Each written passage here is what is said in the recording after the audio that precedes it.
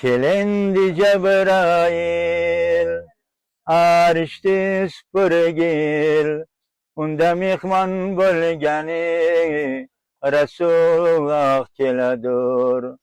Maza ve gazel közlü, şemsen zfa yüzlü, barchadan şirin sözlü Rasululloh keladur. Şamallarga borib aytgin, sayretishini qo'ysin, beadoblik qilmasin, Rasululloh keladur.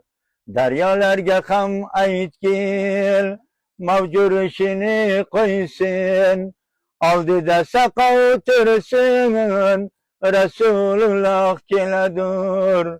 Oldida saqov tursin, Rasululloh keladur.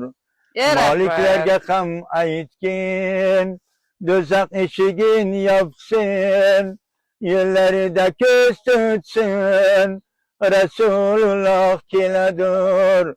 G'ilmonlarga ham aytgin, jannat eshigin ochsin, boshlaridan nur sochsin, Rasululloh keladur. Azrailga ham aytgin, jon olishin qo'ysin, xizmatda muqim tursin, Rasululloh keladur. Ufu muqamga borib, yig'lab aytdi Cebrail, bundan etsem ya Rasul, kanatlarım kuyadur. Ufu muqamga borib, yig'lab aytdi Cebrail, bundan etsem ya Resul, kanatlarım kuyadur.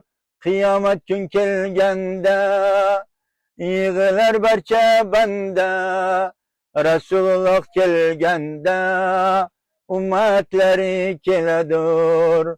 Resulullah kelgende, meşrab kuli keladur.